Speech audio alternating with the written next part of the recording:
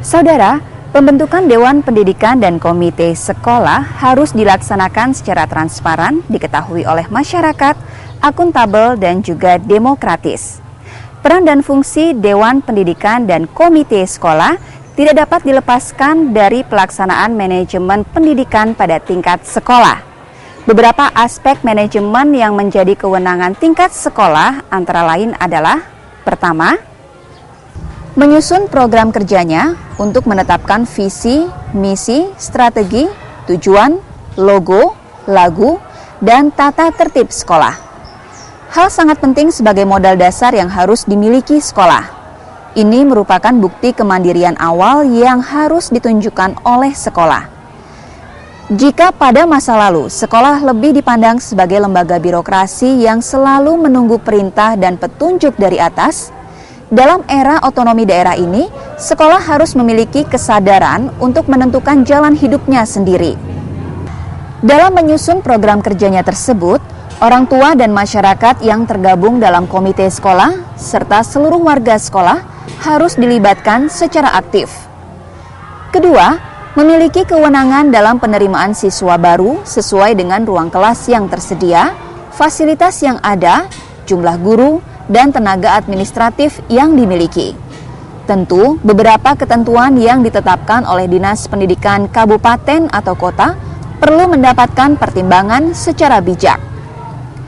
Ketiga, menetapkan kegiatan intrakurikuler dan ekstrakurikuler yang diadakan dan dilaksanakan oleh sekolah. Dalam hal ini, dengan mempertimbangkan kepentingan daerah dan masa depan lulusannya, sekolah perlu diberikan kewenangan untuk melaksanakan kurikulum nasional dengan kemungkinan menambah atau mengurangi muatan kurikulum. Tentunya, setelah meminta pertimbangan dari komite sekolah termasuk risiko anggaran yang diperlukan. Untuk kegiatan ekstrakurikuler, sekolah juga harus meminta pendapat siswa dalam menentukan kegiatan yang akan diadakan oleh sekolah.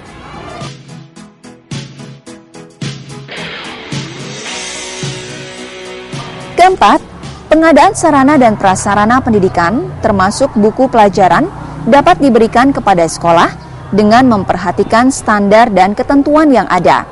Misalnya, buku murid tidak seenaknya diganti setiap tahun oleh sekolah.